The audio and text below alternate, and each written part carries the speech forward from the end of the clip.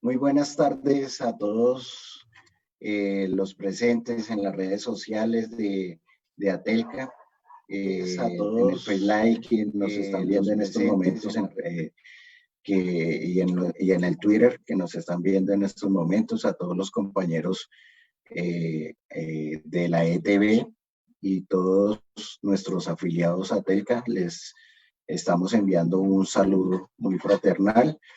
Hoy continuamos con el ciclo de negociación colectiva. Este ciclo hoy lo finalizamos. Fueron 4 sesiones, 4 talleres. En el primer taller lo que vimos fue todo el tema de legislación. El segundo taller fue el tema de las tácticas que se tienen que tener en temas de negociación colectiva. Y el tercer taller tuvimos todo lo que es la redacción del pliego de peticiones. Hoy nos acompaña el compañero Alejandro García, que es abogado de la Universidad Libre, es especializado en Derecho Laboral y Seguridad Social de la Universidad Nacional, asesor laboral y sindical en relaciones individuales y negociación colectiva. Por eso es la persona como indicada el día de hoy, que nos va a traer e ilustrar sobre el tema de tribunales de arbitramiento y derecho a la huelga. Pero antes de pasar al compañero Alejandro para que nos dé como los temas que traemos hoy y de saludar también al compañero Ricardo Ochoa, que se encuentra aquí en la mesa, quisiera hacer un minuto de silencio por todos los familiares de nuestros compañeros que han fallecido en estos días, por todos los compañeros de lucha en las diferentes organizaciones sindicales que desafortunadamente han fallecido por el tema del COVID-19 o por otras enfermedades. Entonces, voy a pedir ese minuto de silencio y ya retomamos la sesión.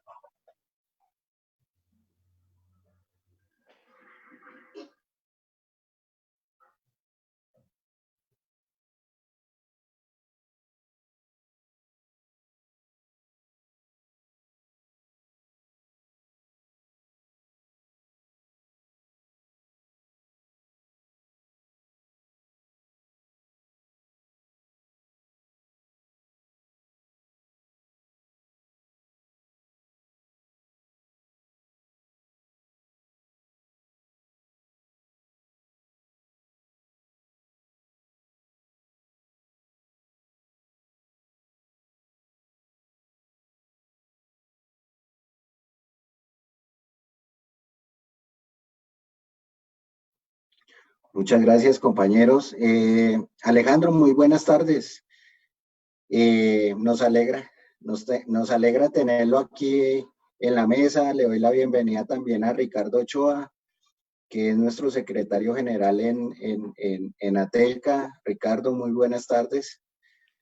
Muy buenas tardes, Camilo. ¿Cómo estamos? Bien. Buenas tardes, Camilo.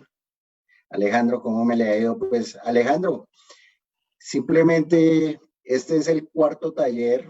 Estamos finalizando un ciclo de negociación colectiva. Es un tema que todas las personas y todas las empresas y sindicatos pues deben saber. Es un tema donde los trabajadores tienen que saber cómo funciona el tema de la negociación colectiva. Y hoy cerramos con broche de oro con usted, Alejandro, y pues queremos que nos comente sobre todo el tema de tribunales de arbitramiento. ¿Qué pasa cuando no se llega a un arreglo directo con los empleadores? ¿Qué pasa cuando nos vamos en las dos vías, tanto el tribunal de arbitramiento como con el derecho a huelga? Entonces, el micrófono es todo suyo, Alejandro. Gracias, muy amable por la invitación que nos han realizado por parte de Atelca y obviamente de los trabajadores de la empresa de teléfonos de Bogotá, con quien quizás de pronto ahorita no nos conozcamos mucho, pero sí tenemos una larga trayectoria a lo largo de esta vida profesional. Pues hemos tenido también algún contacto indirecto hace muchos años con los compañeros de Atelca, ¿sí? Cuando era para ese momento miembro todavía de la Asociación de Abogados de Trabajadores. Incluso éramos vecinos. Mi oficina quedaba al frente de donde están ustedes, ahí en el edificio que hoy corresponde a la Universidad Nacional, ¿no? Ahí duramos casi 17 años. Muy bien, entonces vamos a entrar en materia, ¿no? Claro que sí, claro. Y nuevamente gracias por esta invitación. Espero que seamos un poco más didácticos para el entendimiento y comprensión del tema. Voy a arrancar por algunas normas que considero que son de interés general porque corresponden precisamente a la base no solamente jurídica constitucional, sino aquellas normas del derecho internacional que garantizan precisamente el derecho a la huelga y obviamente como otra de las medidas de solución de conflicto, los tribunales de arbitramiento obligatorio.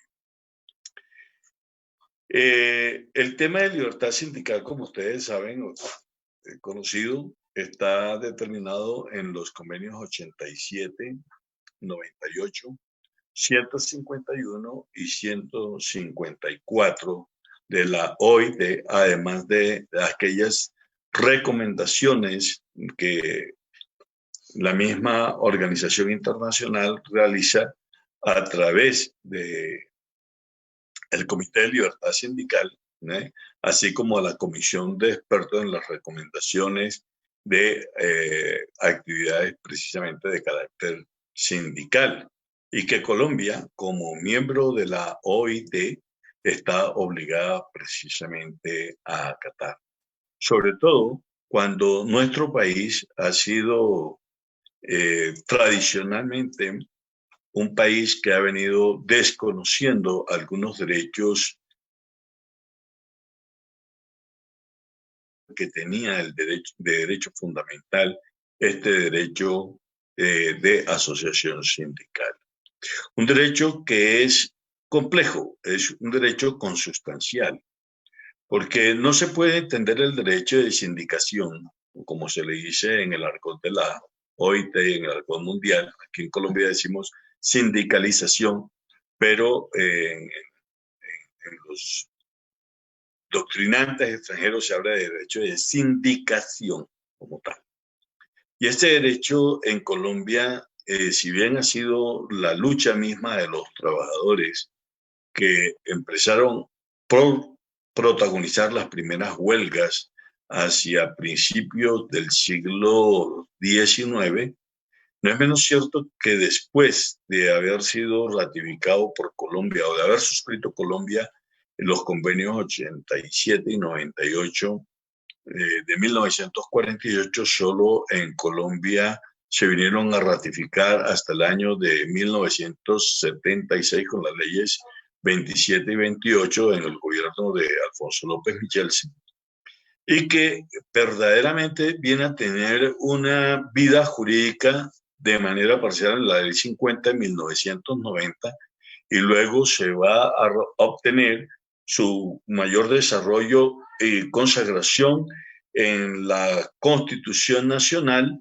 cuando se constitucionaliza nuevamente, porque la primera constitucionalización del derecho al trabajo y el derecho a la huelga se hace en el acto legislativo 01 de 1936 en el gobierno de Alfonso López Pumarejo, y luego en la constituyente, donde verdaderamente va a tener una gran incidencia el movimiento obrero y quienes representaron los movimientos de izquierda en ese momento y que llegaron a la constituyente para consagrar de una manera mucho más profunda este derecho de asociación sindical, que debe, como se lo decía al principio, debe ser un derecho complejo, porque debemos entender que el derecho a asociación sindical no solamente comprende el derecho o la libertad de afiliarse o no a una organización sindical, crear o no un sindicato,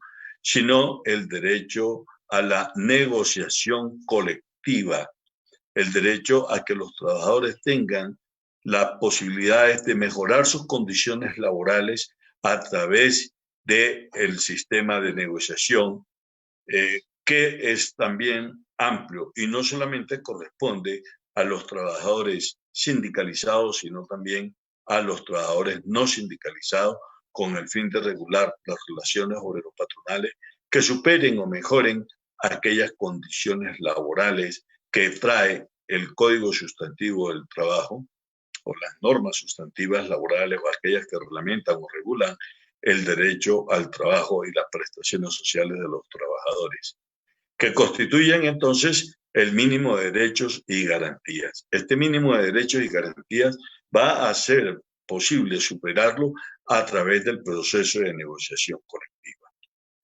Proceso que igualmente sería ineficaz si los trabajadores no contasen con mecanismos de presión, como lo es la huelga, para poder obtener el éxito de sus pretensiones cuando ha presentado un pliego de peticiones o cuando a través del incumplimiento de las obligaciones del empleador se ven precisados a ejercer actos o acciones coercitivas, como lo es el paro, para efectos de obtener el reconocimiento de los derechos que le están siendo vulnerados o le están siendo desconocidos.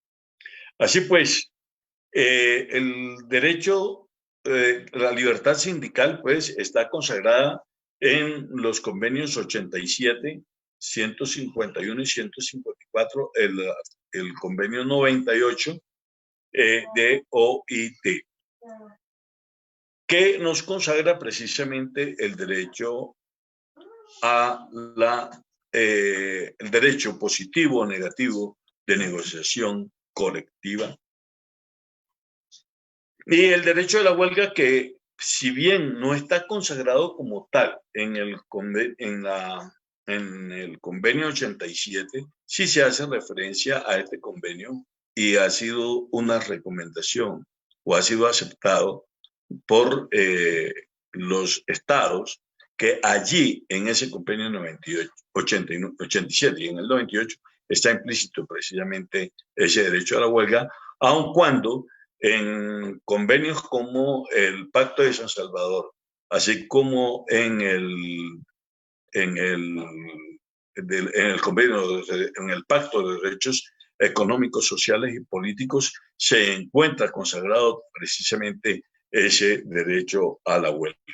Recientemente, Colombia también se ha afiliado a la OCDE y como tal, la OCDE le hizo algunas recomendaciones al gobierno nacional para que reconociera y tratase de mejorar las condiciones en cuanto al derecho a la huelga, como lo veremos más adelante. El convenio entonces 87, que fue ratificado por la ley 26 de 1976, ¿no? Nos habla de la no intervención estatal y la garantía del derecho de sindicación. Dentro de este mismo convenio vamos a encontrar lo que se consideran el principio de la autonomía sindical, el principio de libertad sindical, que en Colombia ha sido muy importante en su consagración en los artículos 39, 55, 56 de la Constitución Nacional, ya que gracias a la constitucionalización de estas normas se logró obtener un avance en materia de derecho laboral colectivo, cuando la Corte en el año 2000, prácticamente, empezó a actualizar su jurisprudencia en torno a lo que es la autonomía sindical, y de ahí el por qué muchas de las normas que fueron consagradas en el Código Sustantivo del Trabajo fueron declaradas inexequibles por la excesiva intervención que el Estado tenía en los asuntos internos de las organizaciones sindicales. Uno de ellos es precisamente el derecho a la representación sindical, que es fundamental o es importante al momento de generarse los conflictos colectivos. Ustedes recordarán que el Código Sustantivo del Trabajo establecía unas restricciones en cuanto al derecho de negociación que tenían las organizaciones sindicales minoritarias, quienes quedaban precisamente supeditadas a aquellas organizaciones sindicales que fueran de carácter mayoritario. En la representación sindical, norma que aún existe en cuanto a lo que es un sindicato mayoritario. Se entiende por sindicato mayoritario aquel que reúne trabajadores de la empresa en un 50% más uno del total de los asalariados vinculados a esa empresa. Una cosa es diferente y hay que tenerlo muy en cuenta, que a veces se entra en confusión en cuanto al sindicato mayoritario en relación con la extensión de las convenciones colectivas de trabajo, que ese es otro tema completamente diferente. Entendemos que el sindicato es mayoritario cuando el sindicato tiene el 50% más uno del total de los trabajadores de la empresa. Y de acuerdo con el Código Sustantivo, entonces, este sindicato, cuando presentaba un pliego de peticiones, tenía que comunicarle antes, 30 días antes, a los sindicatos minoritarios para que estos, si habían lo que hicieran, podían presentar sus pretensiones o cuáles serían los puntos que, según ellos, podían ser objeto de denuncia de una convención colectiva. Razón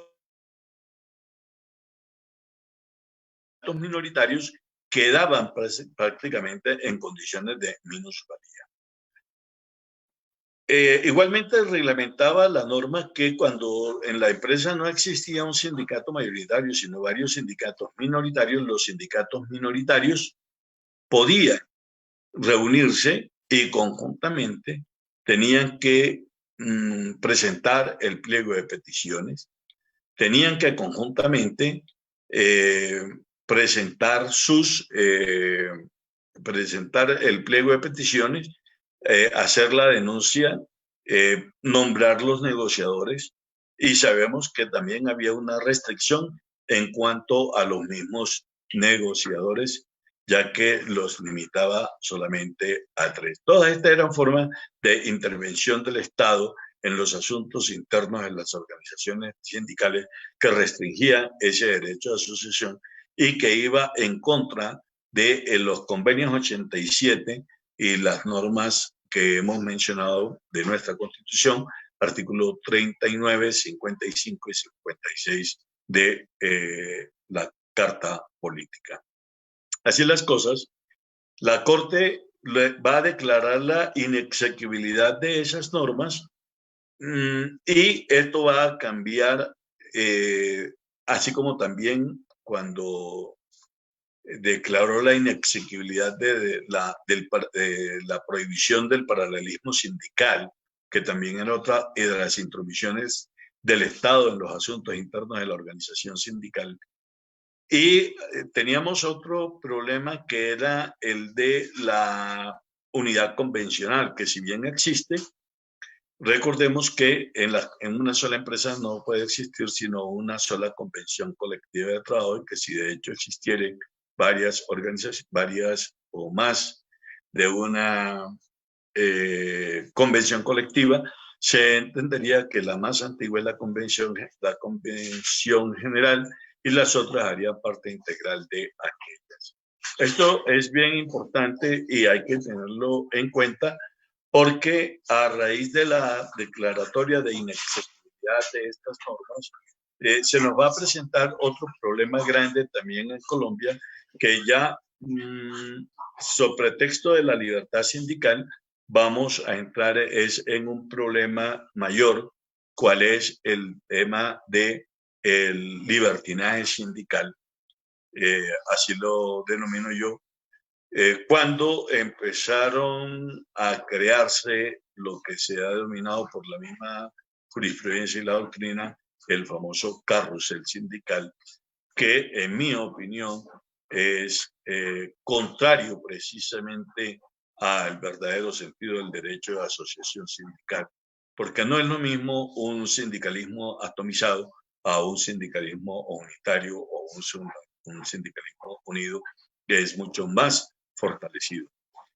Y tenemos otro problema después del carrusel sindical, que fue la atomización de las convenciones colectivas, porque la sentencia de la Corte Suprema de Justicia en el año, la 063, va a decir que los sindicatos, cada uno puede presentar su propia convención o puede negociar su propia convención colectiva.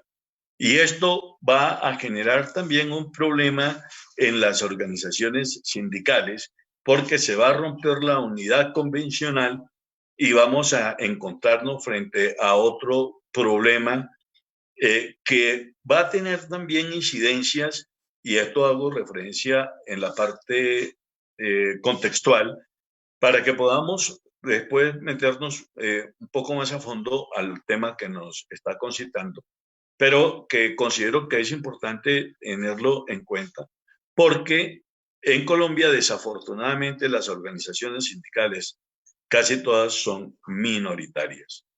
Y organizaciones sindicales minoritarias, con sindicatos minoritarios, atomizados, presentando pliegos de peticiones cada uno por su parte para firmar convenciones colectivas que de alguna manera no van a tener mayores avances en cuestiones prestacionales, sino en algunas prebendas de carácter sindical. A esto yo le llamo también la corraleja sindical. Algunos me habrán escuchado cuando hablo de la corraleja sindical, y es que el derecho de negociación colectiva en Colombia es un derecho que, si bien está garantizado en el convenio 98, el 151 y 154 para efectos de estos dos últimos convenios para los empleados públicos, no es menos cierto que el derecho de negociación colectiva en Colombia no avanza, y no avanza por el pacto colectivo.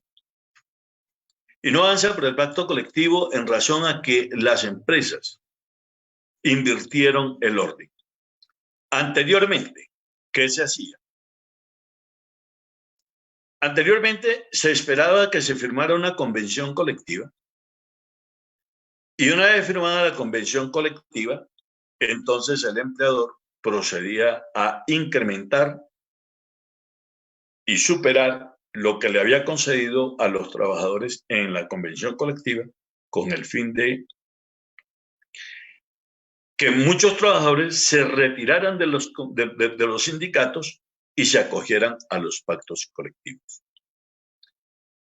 Frente a estas maniobras, los trabajadores empezaron a demandar mediante acciones de tutela, y en virtud del artículo 13 de la Constitución Nacional, del artículo 25, 53 y el mismo 39, entonces se planteó otro problema, y era que el derecho a la igualdad. Y en virtud del derecho a la igualdad, entonces había que concederle a los trabajadores lo que no estaban lo que el empleador concedía por demás en los pactos colectivos. Ante esta situación, los empleadores empezaron a darse cuenta que, en virtud del ejercicio del derecho de igualdad, estaban ellos mismos, mediante esa práctica, incrementando los costos laborales que en los procesos de negociación colectiva se oponían. Y decían que no podían conceder mayores pretensiones de las actividades por los trabajadores porque las empresas todas estaban quebradas. Entonces invirtieron el orden. Ahora firman primero el pacto colectivo y luego se firman las convenciones colectivas, estableciendo en ese momento entonces toda una limitación al proceso o al derecho de negociación colectiva sobre pretexto de que no pueden concederle a las organizaciones sindicales más allá de lo que está concedido en el pacto colectivo. Una forma legal, digámoslo así, un poco legal, digo yo, marrullera, en el sentido de que impide el desarrollo de un derecho de los trabajadores, como es el derecho de negociación colectiva garantizados en esos convenios internacionales y en la misma Constitución, y que no le va a permitir el avance a las organizaciones sindicales. Y esto va a tener alguna incidencia posteriormente en la firma de las convenciones colectivas y en las facultades que tienen los árbitros al momento de dirimir el conflicto a través de lo que sería el Tribunal de Arbitramiento obligatorio. Entonces, fíjense cómo esta parte que estamos de alguna manera analizando es muy importante tenerlas en cuenta porque este tipo de prácticas ha impedido que los trabajadores hacia futuro puedan desarrollar unas verdaderas negociaciones colectivas o puedan verdaderamente avanzar en los procesos de recuperación de los derechos perdidos, porque acuérdense que desde 1993 casi hasta mediados de la primera década del 2000, ¿no? Los trabajadores perdieron en las convenciones colectivas, no solamente perdieron con las reformas o antirreformas laborales de la Ley 50 y la 189, el acto legislativo 01 de 2005, sino que se convirtieron el sindicalismo en Colombia pudiese avanzar en materia de negociación colectiva. Entonces, amén de la problemática que vamos a analizar también sobre el tema de la misma conformación de los tribunales de arbitramiento. Entonces, si bien el convenio 98 de OIT también, ratificado por ley 26 de 1976, establece la no discriminación entre trabajadores sindicalizados y no sindicalizados, ¿no? O en razón de raza, sexo, condición económica, política, social, etcétera, ¿no? También establece el fomento pleno al desarrollo de las organizaciones sindicales, ¿no?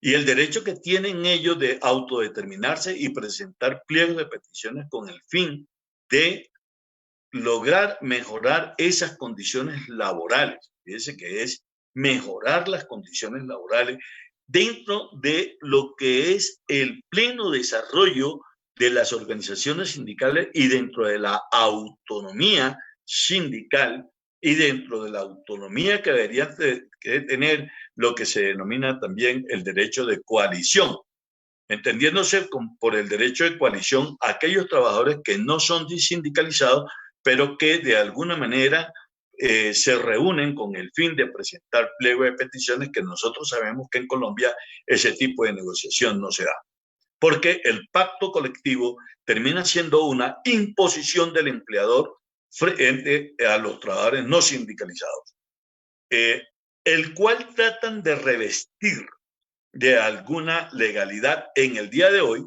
y eso precisamente por las demandas que se vinieron formulando por la violación al derecho de negociación colectiva para los trabajadores no sindicalizados. Porque en la práctica la empresa reúne a los trabajadores no sindicalizados, les nombra a los supuestos negociadores, designa de entre los jefes y aquellas personas que son más proclives al empleador para que representen a los trabajadores y a eso les hace firmar el pacto colectivo. Y encuentra uno empresas que supuestamente reúnen a los trabajadores, filman, hacen unas filmaciones amañadas para tratar de establecer la supuesta legalidad del pacto colectivo, que como les estoy diciendo, es una imposición patronal que le va a impedir el desarrollo de la negociación colectiva a las organizaciones sindicales como tal. Este convenio 98 de OIT nos establece también que los procedimientos de negociación, ¿no? Que implica la autodeterminación, implica la mediación, implica la conciliación y la solución pacífica de los conflictos a través de métodos de concertación y la no injerencia en la libertad sindical. Dentro de los métodos de concertación pacífico está precisamente los tribunales de arbitramiento que igualmente tienen consagración en el artículo 55 de la Constitución Política Nacional, ya que el artículo 56 es el que nos va a garantizar el derecho a la huelga.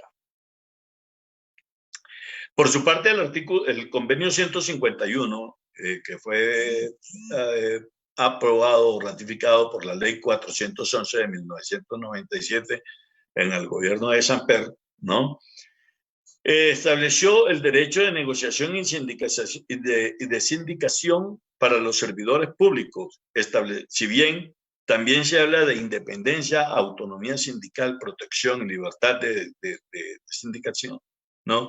No es menos cierto que en Colombia su adopción también es una restricción al derecho que tienen los trabajadores, toda vez que el proceso de negociación que se tiene para los trabajadores en Colombia, para los empleados públicos, es prácticamente se limita a algunas garantías de carácter sindical, ya que esta restricción de derecho de negociación sobre salarios y prestaciones sociales no tiene cabida para los empleados públicos, pretextando que la regulación de los salarios y prestaciones está determinado en la misma ley, estableciéndose así un trato discriminatorio en el mismo sector público entre los empleados públicos y los trabajadores oficiales, ya que los trabajadores oficiales sí tienen derecho a negociar sus condiciones laborales, salariales y prestacionales, lo que no se le permite a los empleados públicos a través de estos convenios de los que hemos hecho referencia. Así las cosas, entonces, el proceso de negociación colectiva, ¿no? Se va a iniciar con la presentación del pliego de peticiones, ¿no? Que, como estábamos diciéndolo hace un momento, ¿no? El conflicto colectivo se va a generar en el momento en el que los trabajadores presentan el pliego de peticiones. Pero antes de la presentación del pliego de peticiones está lo que se denomina la denuncia de la convención colectiva cuando existe ya una convención colectiva o hay un laudo arbitral. Entonces, hay que tener en cuenta que nuestra legislación establece todo un proceso, un procedimiento para lo que va a ser el proceso de negociación colectiva o el conflicto colectivo o conflicto de intereses o de derecho por crear. La denuncia es la expresión o manifestación que hacen los trabajadores así como el empleador, de tratar de poner fin al conflicto, a la convención colectiva o el laudo arbitral, con la finalidad de hacer una revisión total o parcial de ese acuerdo que regula las relaciones obrero-patronales y sindicales en la empresa. Es así como la denuncia, aquí hay un error también muchas veces de los compañeros cuando cuentan el término, debe hacerse dentro de los 60 días anteriores a la expiración. 60 días que deben tenerse en cuenta que son hábiles, no calendario, porque muchas veces los quieren tomar como días calendario, no obstante que en la ley, cuando habla de días, se entiende que son hábiles, o sea, de lunes a sábado, salvo cuando las entidades no laboran el sábado, ¿no? En cuyo caso, por días hábiles no se tienen en cuenta, perdón, por días hábiles se tienen en cuenta de lunes a sábado siempre y cuando no sean festivos. Y los dominicales no se tendrán en cuenta como días hábiles. De ahí el por qué los 60 días tienen que contarse desde el día anterior a la expiración, a la medianoche del día anterior al plazo final pactado. Y de allí hacemos el conteo de los 60 días dentro de los cuales debe hacerse la denuncia de la convención colectiva. Ahora viene el problema. ¿Quiénes deben hacer la denuncia de la convención colectiva? Y aquí viene el tema de lo que les anticipé anteriormente, que era lo de la representación sindical. Cuando el sindicato es mayoritario, el sindicato mayoritario hace la denuncia de la convención. Cuando los sindicatos son minoritarios, hoy pueden denunciar las convenciones colectivas. ¿Por qué? Porque la convención colectiva es una sola. Ahora, ¿qué es lo que ha ocurrido? Que en ese tema en el que nos metimos de sectorizar o de parcelar la convención colectiva, entonces cada sindicato tiene su propia convencioncita, ¿no? O quiere tener su propio, su librito pequeñito de lo que ellos consideran sus conquistas laborales, y entonces se procede a hacer la denuncia total o parcial de esa convención, no obstante que la norma de unidad convencional existe. Porque esa norma no fue declarada inexequible. Entonces, la denuncia de la convención colectiva la puede hacer el empleador, porque también el empleador tiene el derecho a solicitar la denuncia de la convención, pero estamos frente a un problema, y es que la denuncia del empleador, si bien podría tener un efecto jurídico ante el tribunal de arbitramiento o dentro del proceso de negociación colectiva, la denuncia del empleador no genera ningún conflicto jurídico. En el caso de los trabajadores denuncian la convención colectiva también, pero hecha la denuncia, dice la norma, esta permanecerá vigente hasta que se firme una nueva convención colectiva. Quiere decir que los trabajadores van a mantener la expectativa, porque yo puedo denunciar la convención colectiva dentro de los 60 días y presentar el pliego para la presentación del pliego si hay un término, que eso es importante que lo tengamos en cuenta, porque el pliego de peticiones tiene que presentarse dentro de los 2 meses siguientes de haber sido aprobado por la asamblea. Entonces yo puedo denunciar la convención, yo pude haber denunciado la convención colectiva que se venció el 31 de enero, la pude denunciar el 25 de enero y hasta el día de hoy no he presentado pliego de peticiones. Pero si tengo que presentar el pliego de peticiones hoy, ese pliego de peticiones tiene que estar aprobado dentro de los 2 meses siguientes anteriores a su presentación por la asamblea. Si se pasa de esos 2 meses, entonces es extemporáneo. y ahí no surge ningún conflicto colectivo. Entonces, hoy también los trabajadores pueden presentar diferentes pliegos y ahí es donde vienen entonces las recientes modificaciones que se han dado desde el 2014 hacia acá, y está relacionada con el tema mismo de las denuncias de las convenciones y la presentación de los pliegos de peticiones, decreto 089, ¿no? Los trabajadores pueden presentar pliegos individuales, pliegos únicos y pliegos unificados.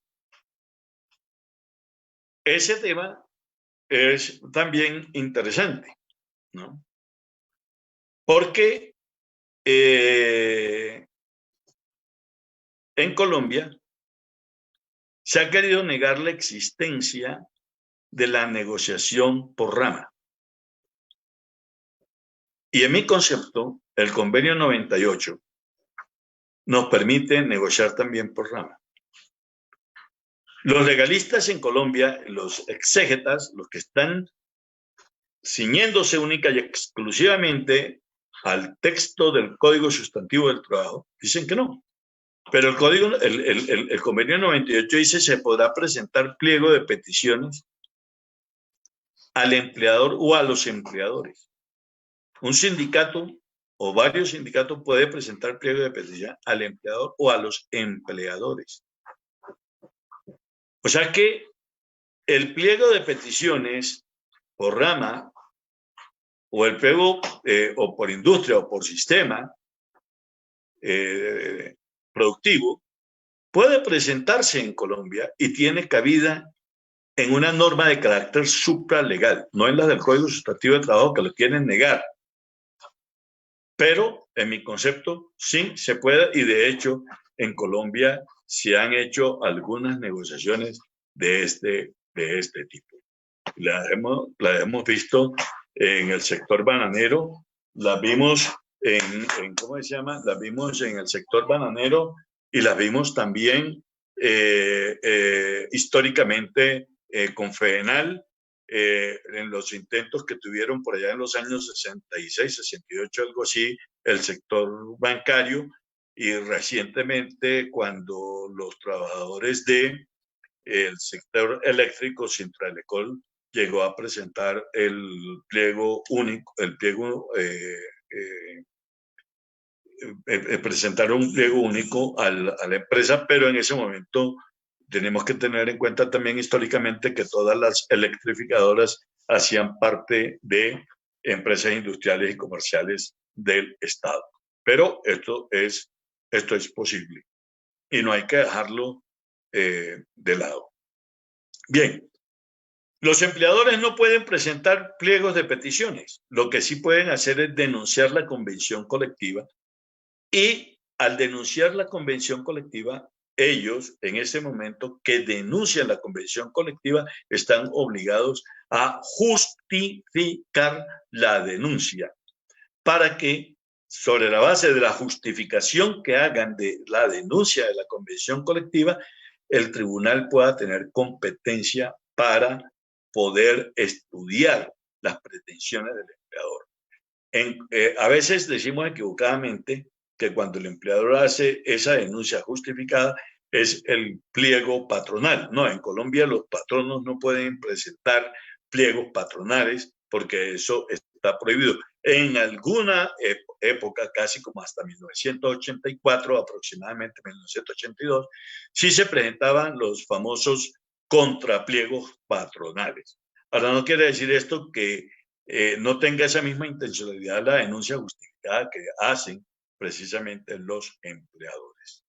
Entonces, los sindicatos pueden presentar pliegos individuales, pueden presentar pliegos únicos y pliegos unificados. El pliego unificado es una operación que pueden realizar en el desarrollo mismo de la negociación colectiva. Y lo hacen en el sentido de que toman los aspectos que son comunes, se ponen de acuerdo en que en el ejercicio dialéctico, didáctico de conformar un solo pliego, y ese va a ser el que se va a negociar con el empleador. O sea, podemos partir de la presentación de pliegos individuales para luego llegar cuando en la empresa existen varias organizaciones sindicales, ¿no? Me refiero, cuando existe ese famoso carrusel sindical o esa multiplicidad de sindicatos que se crean más por intereses partidistas que por intereses mismos de los trabajadores en tratar de resolver conjuntamente sus conflictos laborales con el empleador. Entonces, tenemos también lo que sería el pliego unificado, ¿no? El pliego único. En ese caso, todas las organizaciones sindicales se ponen de acuerdo y se presenta un solo pliego al empleador.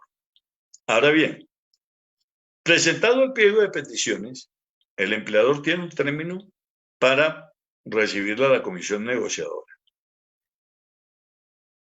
El decreto que reglamenta hoy la negociación colectiva dice que debe garantizarse la representación sindical y que debe ser proporcional.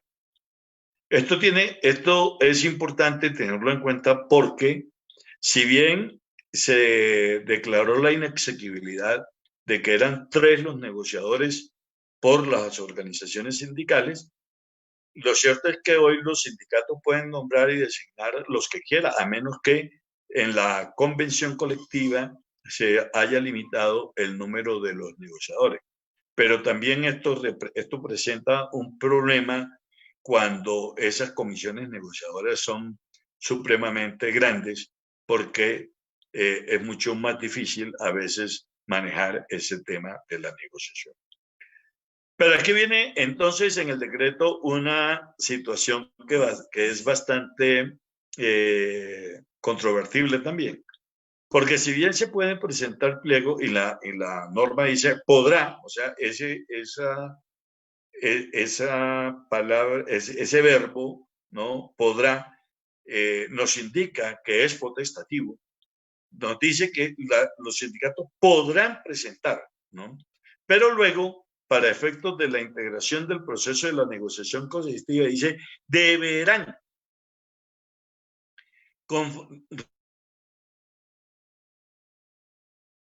Se trata de que el proceso de negociación entonces se lleve por una misma cuerda o por una sola cuerda.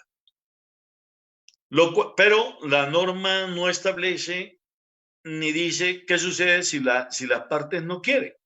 Y de hecho, en la práctica, eso ocurre cuando existen problemas políticos al interior de las organizaciones sindicales y en esos odios, amores y desamores que existen por pertenecer a un grupo político o al otro. Entonces, muchas veces no se quieren sentar a negociar en una misma mesa, por lo que se pueden abrir varias mesas de negociación, a pesar de que la norma dice que debe hacerse en una sola, ¿no? Sin embargo, vemos que esto en muchas organizaciones sindicales no es posible y nos ha tocado negociar en 2 y en 3 mesas al mismo tiempo y esperar a que en una se resuelvan algunas situaciones y en otras, y a veces se paran estos procesos de negociación y se hacen un poco más traumáticos en la dinámica de la negociación colectiva. Nosotros sabemos que entonces el periodo de negociación colectiva está supeditado a un término que es de 20 días. Esos 20 días son 20 días ordinarios. Ahí sí dice la norma ordinario. Y no importa si son dominicales o son festivos.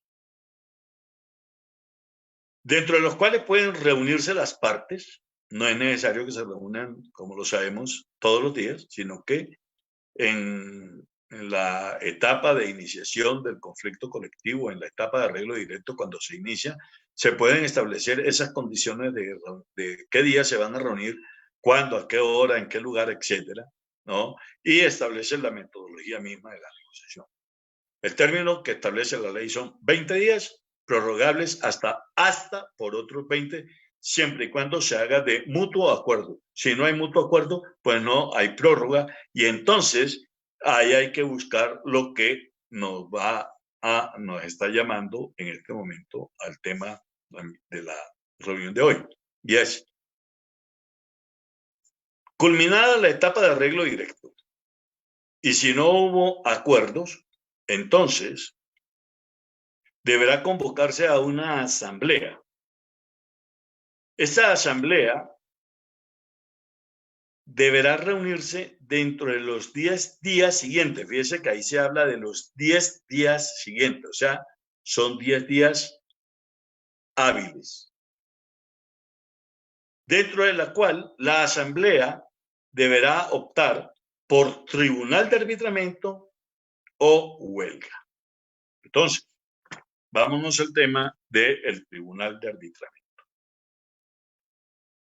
Y aquí vamos a ver uno de los problemas grandes que se dan frente a la multiplicidad de conflictos colectivos en una misma empresa cuando hay varias organizaciones sindicales y cada organización sindical ha presentado su paquetico, su pliego de peticiones en las aspiraciones que tiene, que, como se lo dije en la figura de la corraleja, ¿no?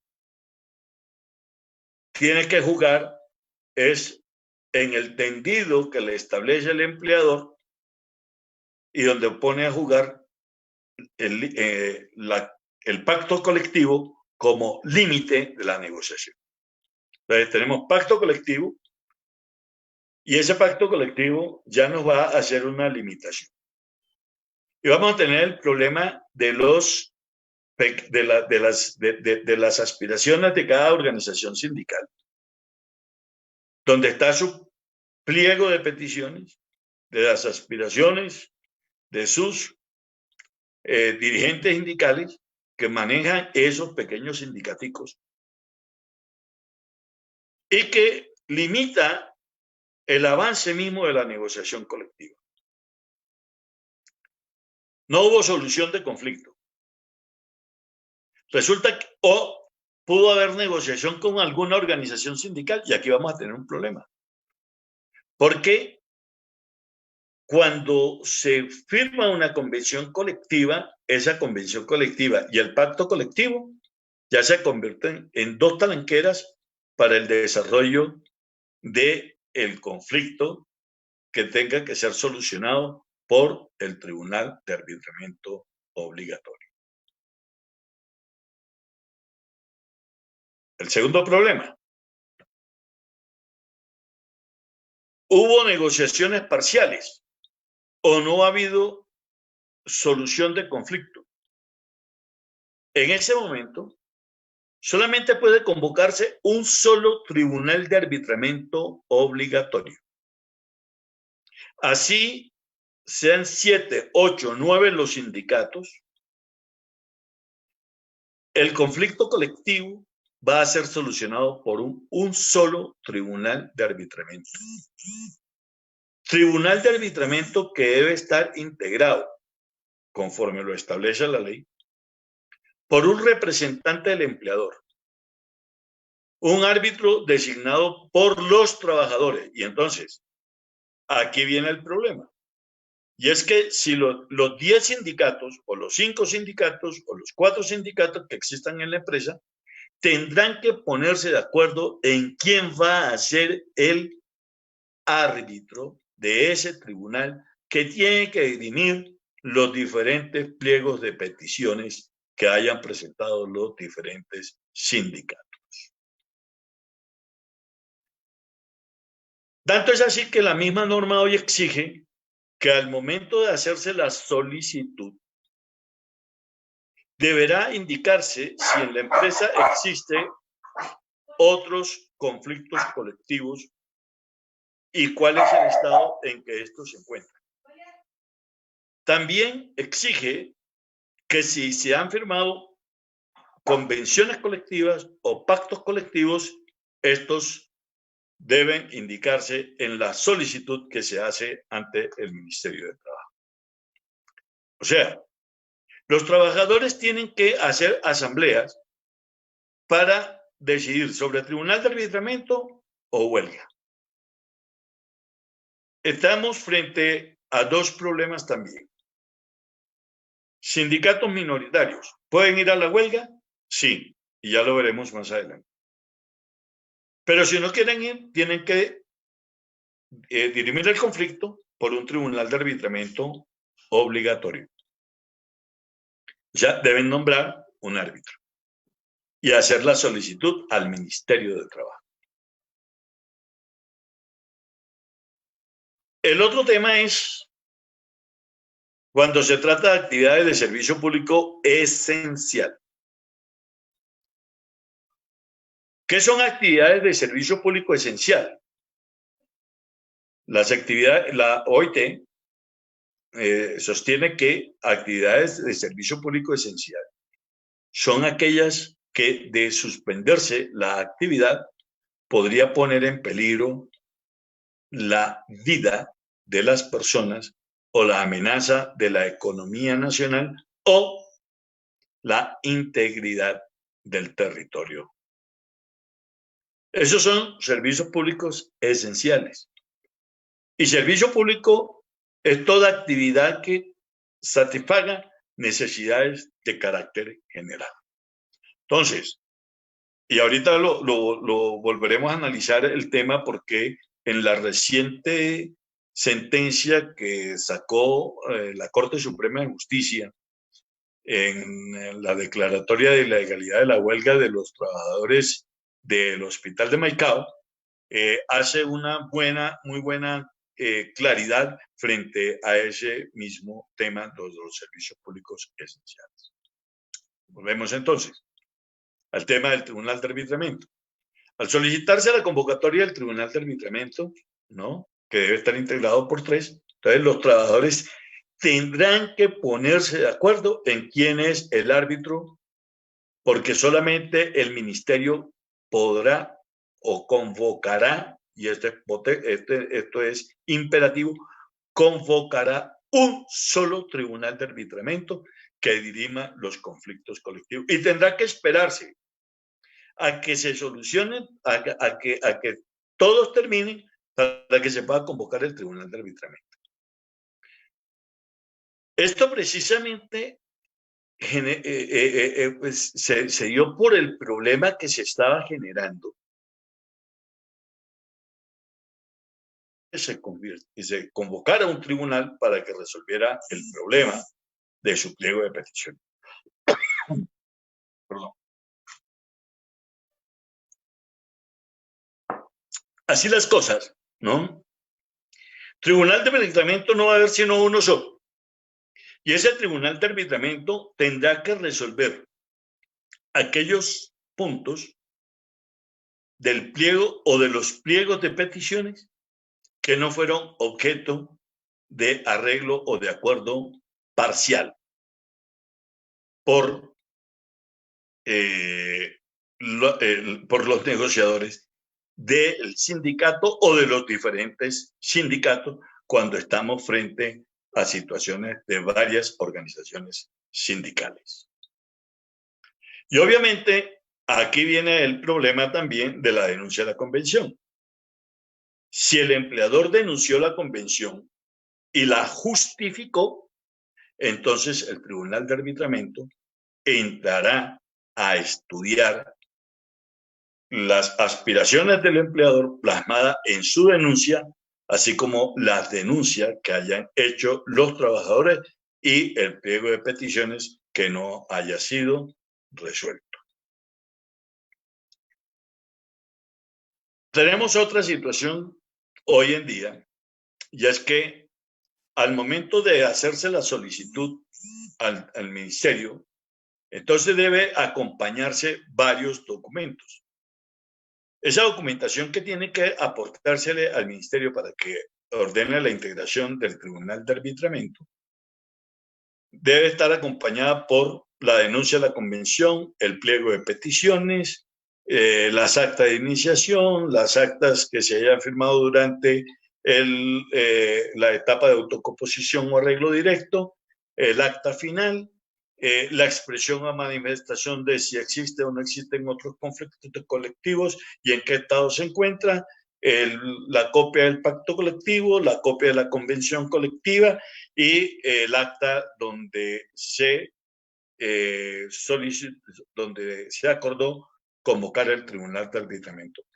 Y estas actas de la convocatoria del tribunal de arbitramiento tienen que estar suscritas, firmadas por quienes en ella intervinieron. Lo mismo se va a exigir para efectos de la huelga. Porque acuérdense que en esta asamblea que se realiza dentro de los 10 días siguientes posteriores a la culminación de la etapa de arreglo directo, es donde se va a decidir o se va a optar por huelga o tribunal de arbitramiento. En las actividades de servicio público esencial, como ya la definimos, tendrán que irse a tribunal de arbitramiento obligatorio. Pero el sindicato puede, siendo mayoritario, no ir a la huelga y solicitarle al tribunal de arbitramiento. O el sindicato minoritario o los sindicatos minoritarios que no podrían entrar a decidir por sí mismo la huelga, bien puede convocar a la asamblea de los trabajadores de la empresa para que sea la asamblea de los trabajadores de la empresa quienes opten por la huelga o el tribunal de arbitramiento. Y ahorita pasaremos entonces al tema de la huelga. Entonces, el tribunal de arbitramiento obligatorio se integrará en el momento en que se haga la designación de los árbitros.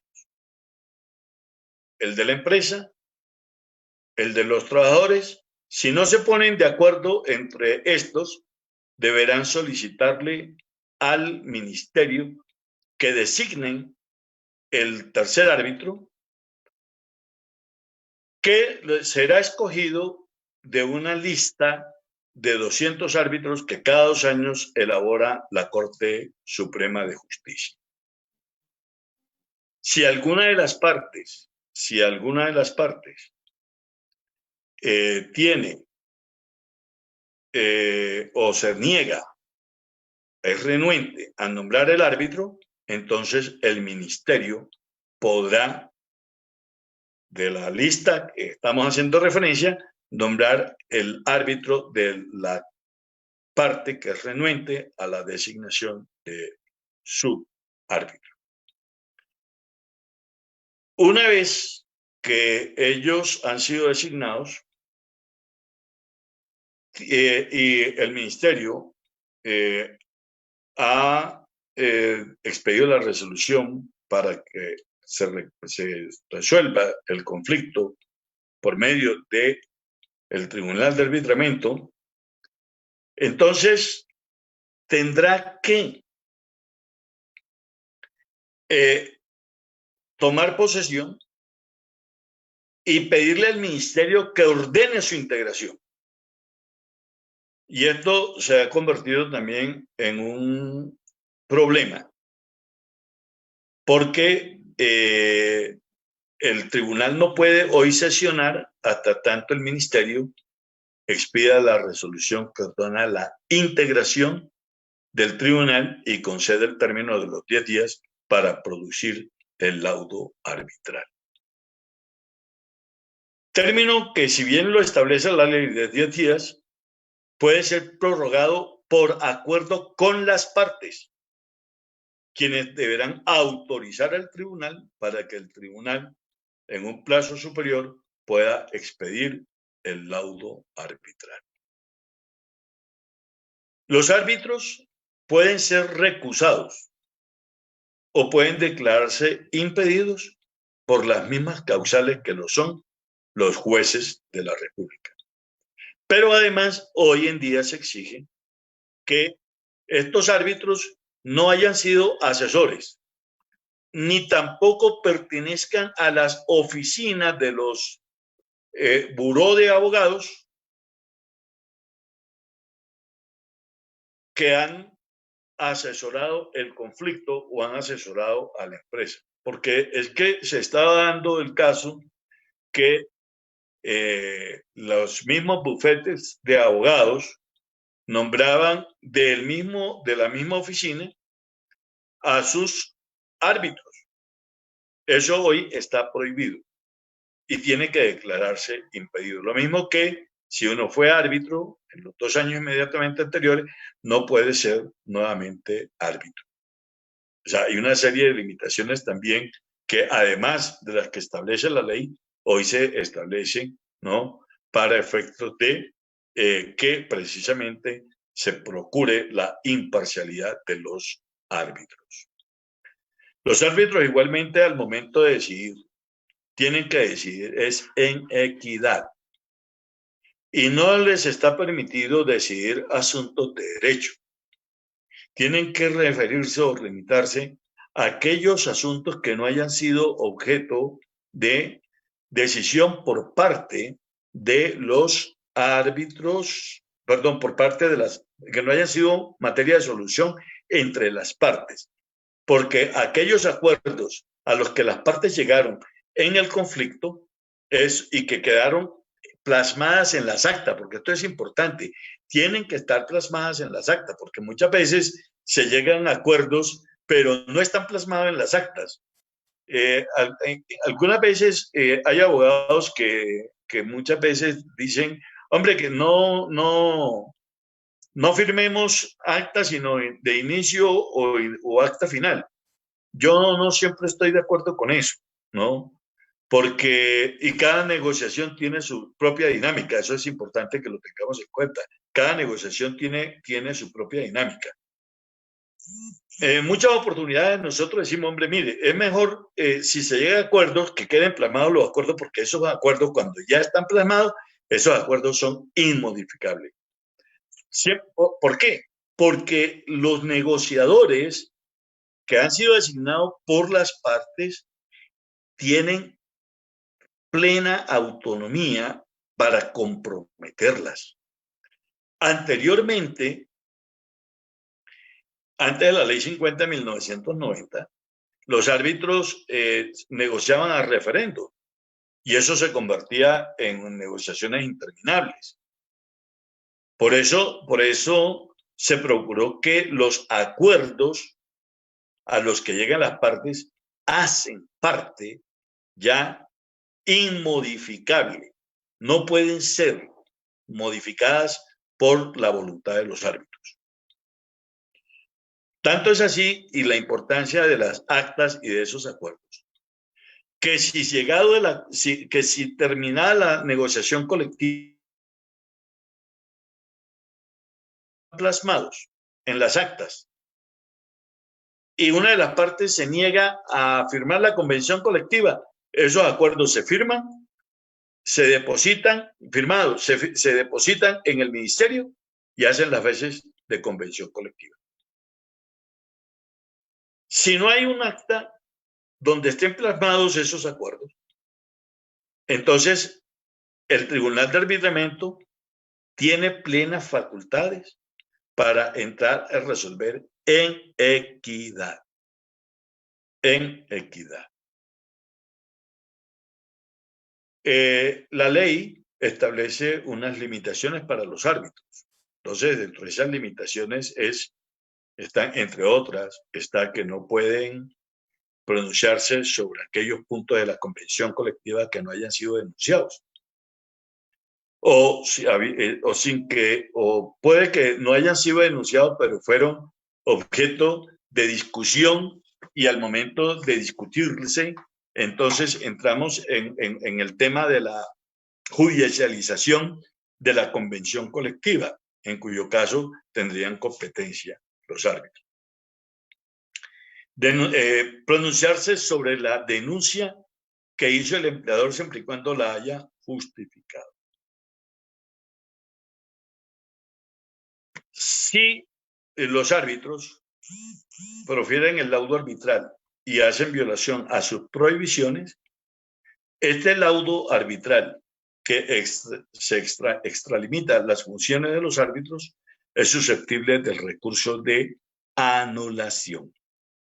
Este recurso hoy se surte ante la Corte Suprema de Justicia. Ahora, en relación con la huelga, la huelga es la cesación pacífica y colectiva de las actividades laborales en una empresa.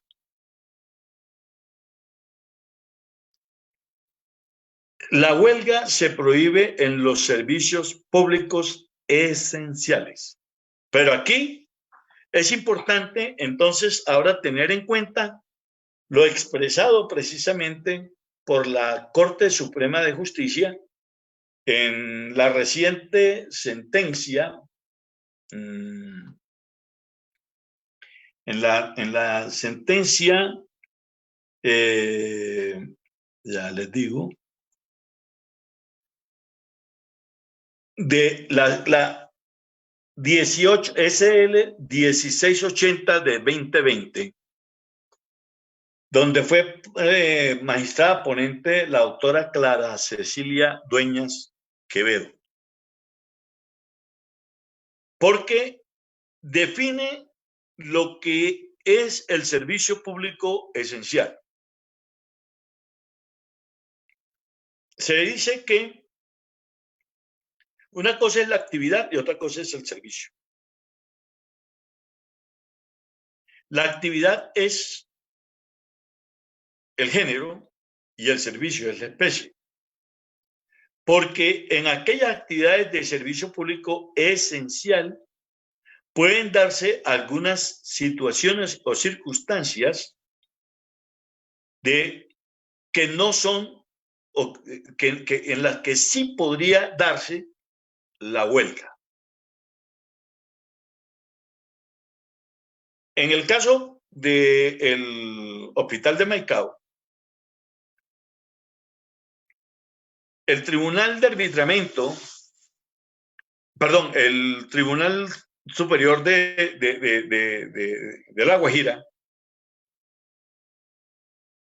declaró la ilegalidad del cese que habían hecho los trabajadores, quienes en ese momento estaban reclamando por el pago de unas prestaciones sociales de 8 meses que no le pagaban, salarios que no le pagaban, primas que no le pagaban, retención de las cuotas sindicales a la organización sindical. Entonces los trabajadores hicieron un cese de actividades. El hospital demandó la ilegalidad porque alegó varias cosas, entre ellas el que era una actividad de servicio público esencial. Lo segundo que alegaron ellos es que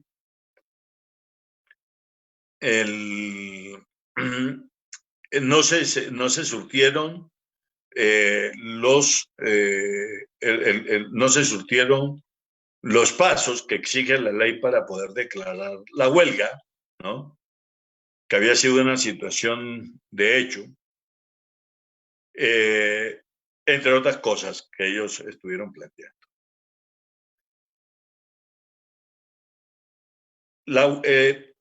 La huelga es permitida de acuerdo con la ley, con el artículo 56 de la Constitución.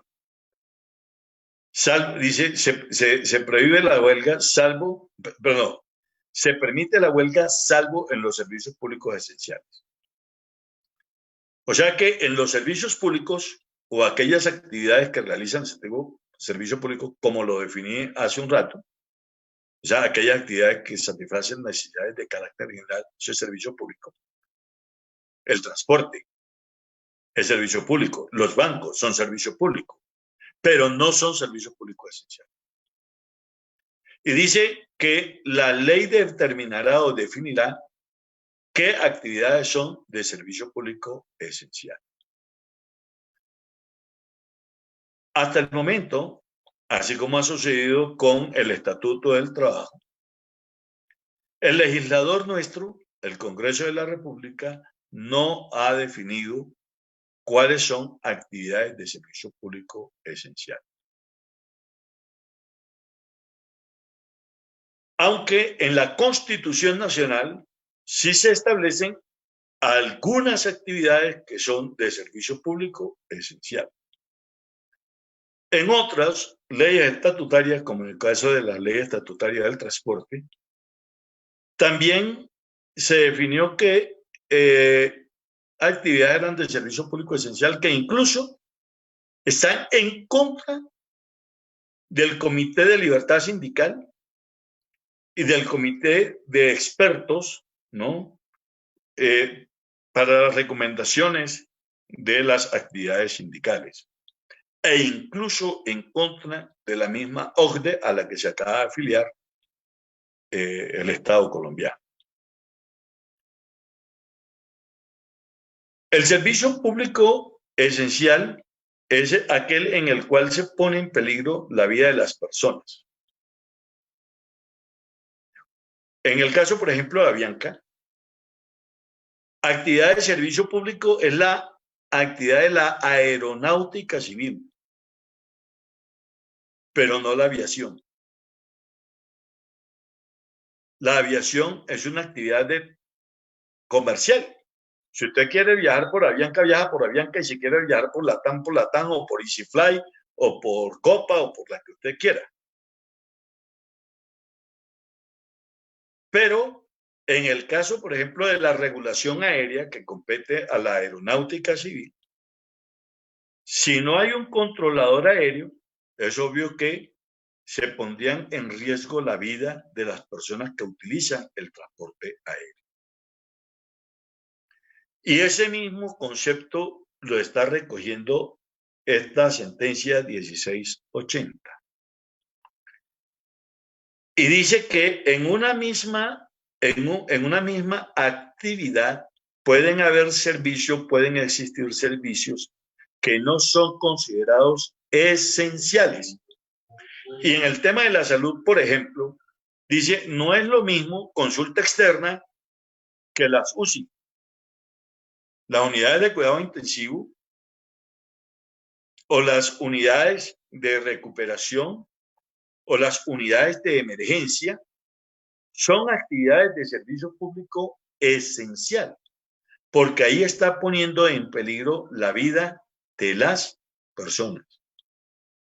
En la actividad bancaria, por ejemplo, no es lo mismo la actividad que ejercen los señores estos del Grupo Aval, de los 7 bancos o los 5 bancos del señor Sarmiento, que no es servicio público esencial. Usted puede ir al Banco de Colombia, usted puede ir al GNB Sudameris, usted a otro banco, a la actividad que regula el Banco de la República, porque el Banco de la República es el banco emisor, es el que hace el encaje bancario, cuya actividad lo ha definido incluso la misma Constitución, es de servicio público esencial. En el caso de la educación es servicio público esencial en cuanto a los niños, pero no toda la educación es servicio público esencial. Entonces, si bien la huelga es la cesación colectiva y pacífica de las actividades en una empresa, hoy en algunas empresas que se consideran de servicio público esencial, de acuerdo con esta sentencia 1680 que modifica sentencias del 2014, del 2015, del 2012 frente al servicio público y frente al servicio público de salud, o en el caso mismo de las telecomunicaciones, ¿sí? Dice que si bien las telecomunicaciones son algunas de servicio público, hay que determinar también que dentro de esa actividad existen servicios que no son esenciales, dentro de los cuales podría desarrollarse la huelga. O sea que cambia totalmente el concepto. Y esta sentencia aún va más allá, va a unos aspectos bien importantes. Y es que permite también que en determinados casos siempre y cuando no tenga una prolongación como medida de protesta, como medida de acción de los sindicatos, puedan desarrollarse ceses parciales o transitorios de actividades, siempre y cuando no se comprometa la vida de las personas. Porque es que en Colombia, sobre pretexto de la existencia del servicio público, se restringió el derecho a la huelga, aún contraviniendo las mismas recomendaciones de la OIT. La huelga en los servicios públicos esenciales, en las actividades de servicio público esencial, podrá desarrollarse en aquellos servicios que no son esenciales.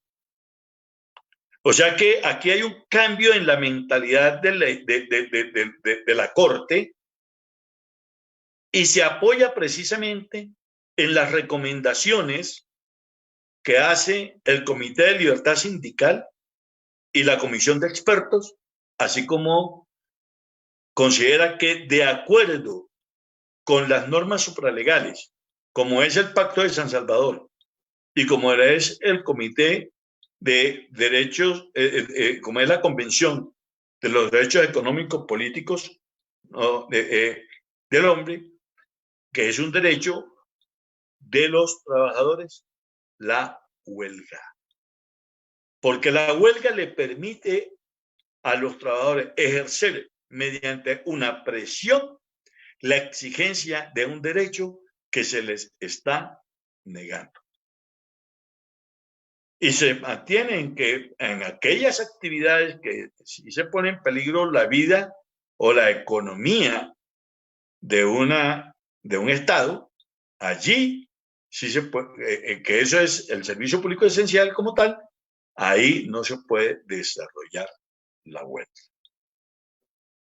Me parece que es importante que este pronunciamiento de la Corte, porque cambió totalmente el chip, ¿no? Y tiene que cambiarle el chip a los tribunales, porque hoy en día los encargados de declarar la ilegalidad de la huelga es precisamente el tribunal a los tribunales superiores, porque anteriormente, ¿sí?, estuvo en cabeza del Ministerio del Trabajo la declaratoria de ilegalidad donde se violaba el debido proceso. Afortunadamente, hoy se garantiza el derecho de defensa consagrado en el artículo 29 frente al tema mismo de la huelga.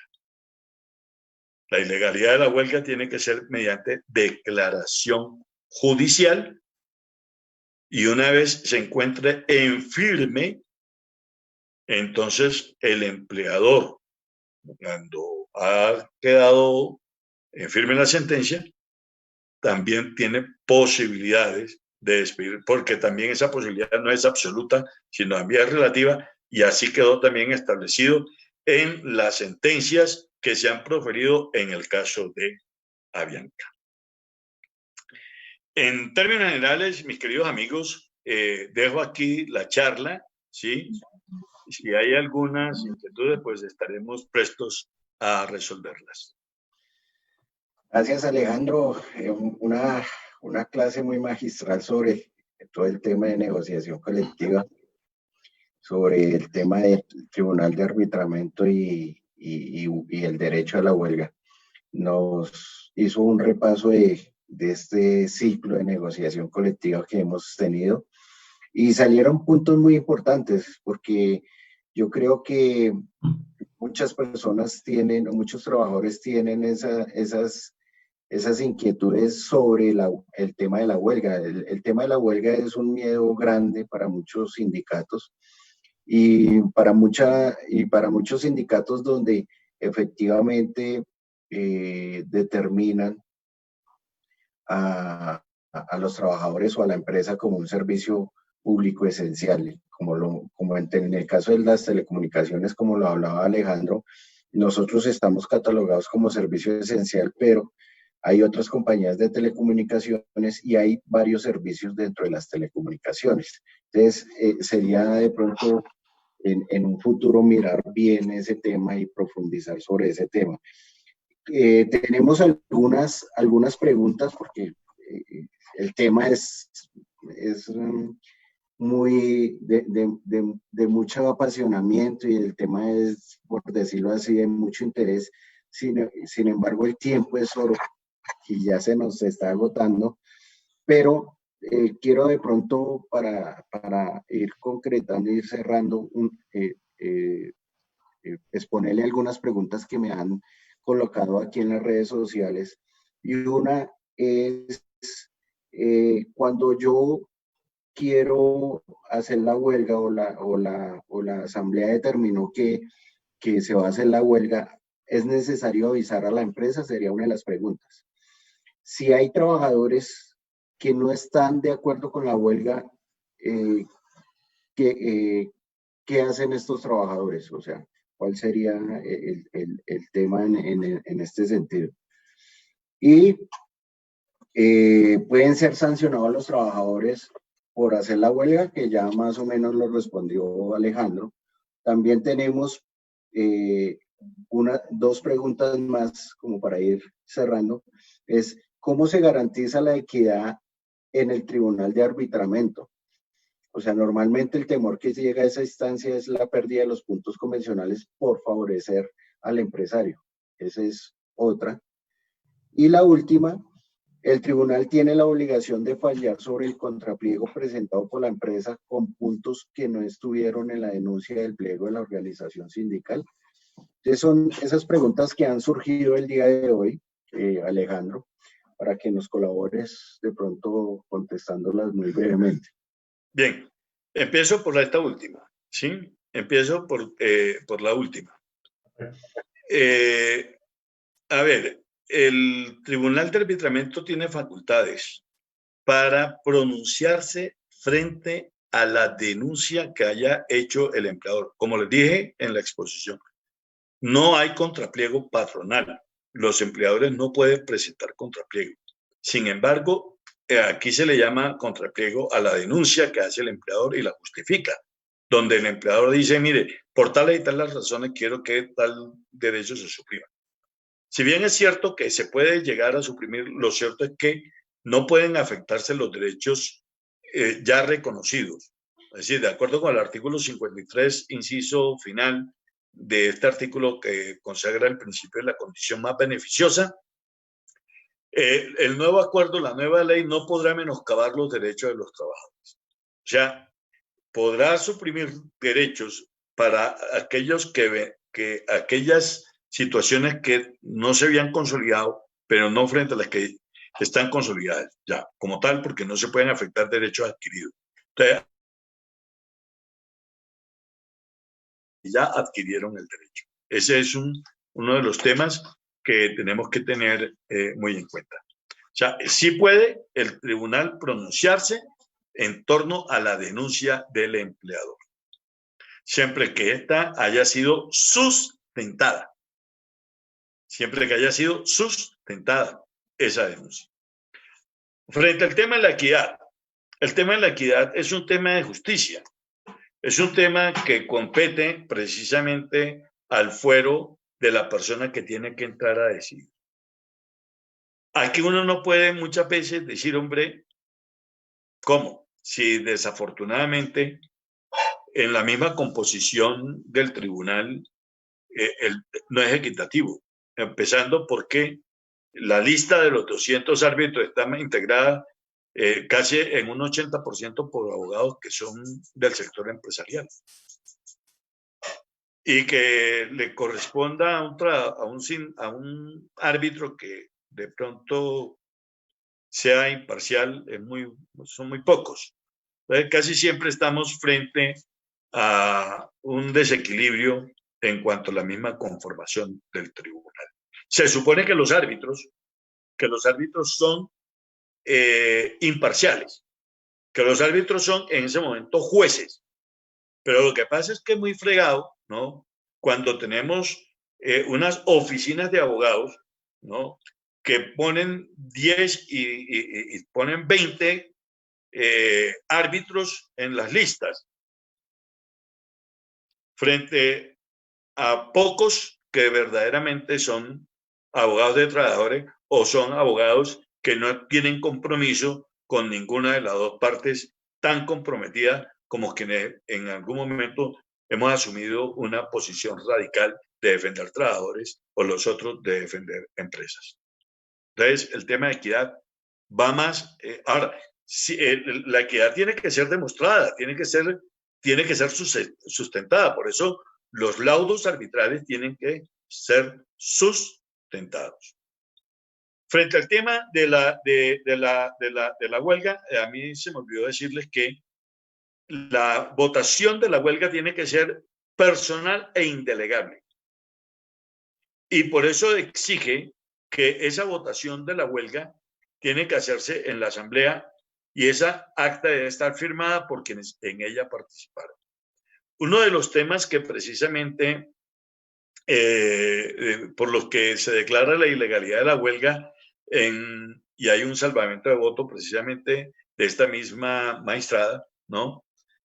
Es en el tema de la huelga de Avianca, es que la votación se hizo por poder. Delegaron el poder en poderes, cuando la norma dice que debe ser personal e indelegable. Entonces, por eso la votación tiene que ser mayoritaria. Y cuando se dice que la huelga es la cesación colectiva, aquellos trabajadores que no hayan querido aceptar la huelga tendrán que someterse a la decisión mayoritaria. Y la decisión mayoritaria es de la mitad más uno. Es decir, la mayoría absoluta es la mitad más uno de los trabajadores del sindicato, si el sindicato es mayoritario, o de los trabajadores de la empresa cuando los sindicatos son minoritarios. Y al momento de hacerse la cesación de las actividades colectivas, por eso se pide la presencia del Ministerio del Trabajo para que el Ministerio de Trabajo y las autoridades de policía, que incluso pueden ser citadas también, para que colaboren en el desalojo de las instalaciones de la empresa, si es que, o para que cesen todas las actividades, porque hoy en día la huelga la puedo hacer con la toma de la empresa. Puedo quedarme dentro de la empresa, simplemente que la responsabilidad de la empresa quedará en cabeza del comité de huelga. Y aquellas áreas en las cuales se restrinja el acceso deberán quedarse ya, y eso debe quedar en las actas que para ese efecto levanta el Ministerio del Trabajo. O sea, los trabajadores que no quieran la huelga tendrán que, a regañadientes, aceptarla. Y solamente se permite realizar actividades esenciales, a aquellas que sean necesarias para la preservación de la materia prima o para la preservación de de las herramientas. Por ejemplo, en el caso de los altos hornos de Belencito, ustedes saben que eso no se pueden bajar las temperaturas porque se resquebrajarían los hornos. Entonces, esas actividades que sean esenciales y que no se puedan interrumpir, o en el caso, como nos ocurrió en alguna oportunidad de una huelga que hicimos en una empresa avícola o en una empresa de flores, nos tocaba que los trabajadores estuvieran dándole el alimento a los animalitos, ¿sí? Y el de estar regando y fumigando cada determinado día las plantas para que éstas no fueran a afectarse. Entonces, ese tipo de actividades esenciales son las que se pueden desarrollar. Las otras actividades quedan totalmente suspendidas. ¿Cuál sería la otra pregunta que me quedaría faltando? Sí, Alejandro, el tema de si un trabajador puede ser sancionado dentro de la huelga. No, porque en la huelga hay cesación. La huelga tiene que ser una cesación colectiva y pacífica. Eso es importante porque cualquier acto de violencia que se ocasione dentro de la huelga podría dar lugar a la declaratoria de ilegalidad. No. Por allá en el año de 1994, nosotros hicimos una huelga en Coca-Cola, ¿sí? Y el representante legal de la empresa llegó y se metió a la carpa de los trabajadores y le mentó la madre al vicepresidente del sindicato. Y el vicepresidente del sindicato llegó y salió de ahí y le zampó la mano al representante legal. Pero resulta que en el jeep donde llegó, el agente provocador estaba el comandante de policía y el inspector del trabajo. Y entonces nos iban a declarar la ilegalidad de la huelga. Ahí nos tocó llegar a un acuerdo con la empresa para que no se declarara esa ilegalidad. En el caso de Industrias Metálicas de Palmira, en esa, por allá en los años 87, algo así, 88, una cosa así, los trabajadores dejaron sus bicicletas dentro de los parqueaderos de la empresa. Y en esa época había que hacerlo con desalojo del establecimiento. La huelga tenía que hacerse con desalojo del establecimiento. Y después de haberse declarado la huelga y haberse cerrado, los trabajadores llegaron y se metieron para sacar sus bicicletas, ¿sí? Y resulta que ese elemento fue suficiente para tenerlo como un acto de violación de la huelga y fue declarada ilegal la huelga. Entonces, en eso hay que tener mucho cuidado porque cualquier acto de violencia que se haga en la huelga es... Ahora, como los contratos están suspendidos, no puede actuar la facultad disciplinaria del empleador. La facultad disciplinaria del empleador podrá entrar después de que se haya declarado la ilegalidad de la huelga y se haya podido determinar quiénes fueron los que tuvieron la incitación, promovieron, organizaron, ¿no? Pero también frente a eso, la Corte se ha pronunciado, dice que no puede ser un acto potestativo y absoluto del empleador, sino que tiene que demostrarse la participación del trabajador para que pueda declararse o para que pueda surtirse el permiso o ¿cómo se llama? La potestad del empleador para dar por terminado el contrato de trabajo o tomar la medida disciplinaria que bien considere. Gracias, Alejandro. Pues antes de ir terminando, tenemos una última pregunta que ya la contestamos, sin embargo la voy a hacer pues por respeto a las personas que las están haciendo.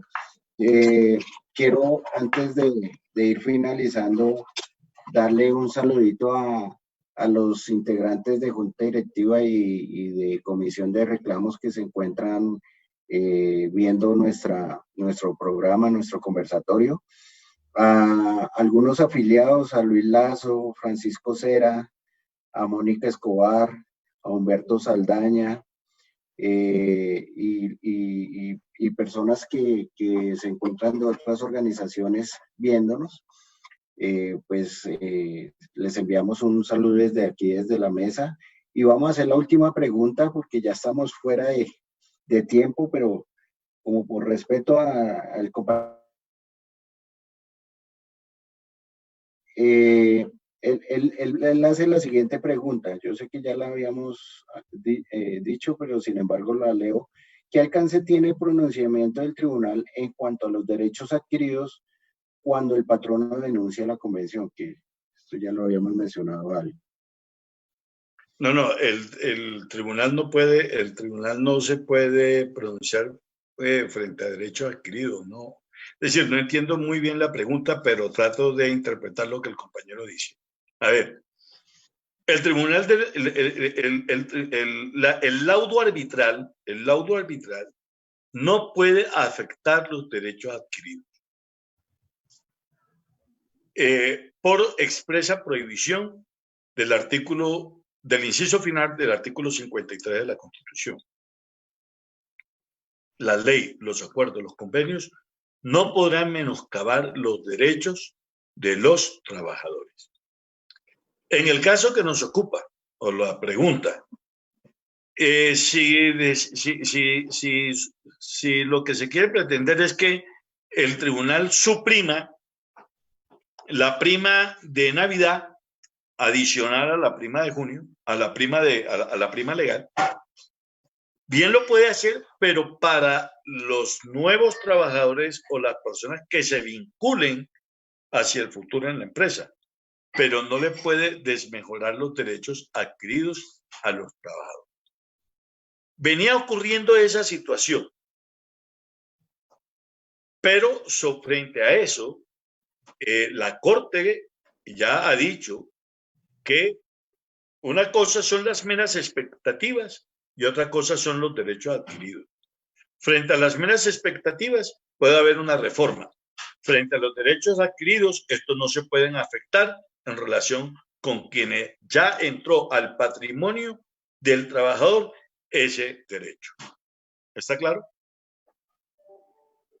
Sí. Sí. Sí, ya lo hemos Alejandro, muchas gracias. Richie, para que su merced termine la sesión de hoy. Hoy, como le decía, terminamos el ciclo de negociación colectiva con 4 talleres. Muchas gracias, Alejandro, por su participación en estos conversatorios de ATECA. Le doy la palabra a Ricardo. De pronto también hay una noticia, de pronto dar la noticia en estos momentos, Ricardo, de lo que ha venido trabajando ATECA en el último mes. Entonces, le doy el micrófono a Ricardo para que termine. Muchas gracias, Alejandro, por acompañarnos el día de hoy. A ustedes también muchas gracias por haberme invitado y estamos por aquí dispuestos siempre a colaborarle. Gracias a Carlos, a Carlos Olaya, que nos sugirió, y a ustedes, queridos amigos, ¿no? Estamos siempre para servirles y cuando quieran, con mucho gusto, estaremos. Vamos de huelga. Nos vamos de huelga. Nos vamos de huelga. Sí, claro que sí. Chévere, buen plan. Y no en esta pandemia. Mil gracias a todos. A Camilo. Gracias. No, apenas quería comentar, pues antes de dar la buena noticia, pues una noticia que es como lo que se está percibiendo también, pues con la excusa de la pandemia, es precisamente esa visión que quieren y que siempre han tratado de inculcarle a las personas, de que los sindicatos somos unas personas acomodadas, pudientes y demás. En realidad lo que yo creo que el sistema tiene miedo o le preocupa, en realidad es que los trabajadores se organicen, porque es que un sindicato es el reflejo de la organización de unos trabajadores en búsqueda de unas mejores condiciones laborales. Y eso no es un pecado, eso no está por fuera de la ley, y eso está amparado por la Constitución y por los tratados internacionales que mencionaba el compañero Alejandro García al inicio de la charla. Ayer había una discusión en Caracol Radio, estaba la Paca Zuleta, una digna representante aquí de la oligarquía colombiana, y Alejandro Santos, y estaba David Barguil. Alguno de ellos mencionaba que los sindicatos tienen que reflexionar sobre todos esos derechos laborales que tienen y que quién sabe cuántas personas allá en el Chocó podrían agradecer tener, aunque sea una trayectoria de experiencia laboral y estar afiliados a una EPS. O sea, en pocas palabras, ¿qué quieren hacer? Pues hacer que la gente vuelva a la esclavitud, la teoría del péndulo, ¿no? O sea, ya avanzamos en logros y derechos laborales y ahora tratamos de devolvernos hacia esos temas escabrosos de la falta de derechos laborales y peor aún, promover eso, digamos, a 4 vientos, tratándole de hacer ver a las personas que los sindicatos son algo malo y en realidad los sindicatos son los que han hecho la defensa de las empresas públicas en Colombia. Esa es la noticia, pues, de reflexión. La noticia buena que quería comentarles es que el día de ayer ATECA hizo la instauración de la demanda de nulidad simple contra el artículo 145 del Acuerdo 761 de 2020. Nosotros estamos convencidos de que ETV es una empresa que siempre puede dar resultados. Y así como se dio resultados con la instalación y despliegue de fibra óptica y de 4G, el tema de analítica de datos podía haberse hecho en ETV con una inversión similar o mucho menor incluso a la que se hizo en su momento para fibra óptica. Nosotros consideramos que este tipo de acciones prácticamente buscan menoscabar a la empresa porque en el artículo se está entregando la infraestructura de TV para usufructo de un tercero, que en este momento no sabemos, porque público no va a ser. Público no va a ser esa agencia seguramente porque tendría que excluir a las demás entidades, inclusive a la misma TV que tiene capital mixto. Muy seguramente querrán que sea de capital mixto y en ese tema del capital mixto puede terminar en manos de otro operador o de una multinacional. Es decir, nosotros podríamos quedar subyugados a mantener dentro de ETB a un tercero usando los recursos de la empresa, los edificios, la fibra óptica, los discos de almacenamiento de los data centers y demás que requiera en su momento la agencia o la sociedad agencia de analítica. Entonces nosotros el día de ayer ya instauramos la acción de nulidad, estaremos iniciando pues ya la campaña de la acción en el momento que sea recibida dicha acción por el juzgado administrativo sobre cuál haya caído el reparto, y estaremos informándoles más acerca de esta acción de nulidad, la cual estamos convencidos busca favorecer a ETB y a los ciudadanos de Bogotá. Muchas gracias, Ricardo. Una excelente noticia para todos. Y recuerden siempre ver nuestras redes sociales. Estamos en Twitter, estamos en Facebook.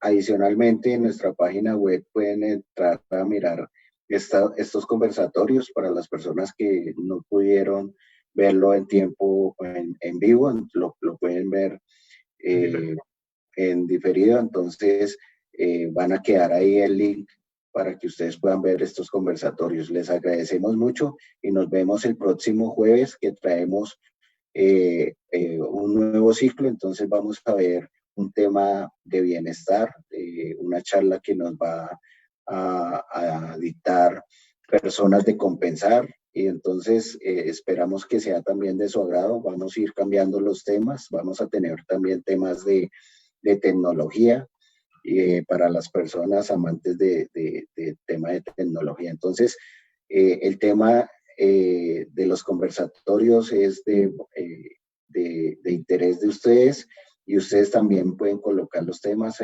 pues enviándonos sus comentarios. Muchas gracias y una feliz tarde. Muchas gracias. Estén muy bien. Chao, Alejandro. Gracias a todos. Chao.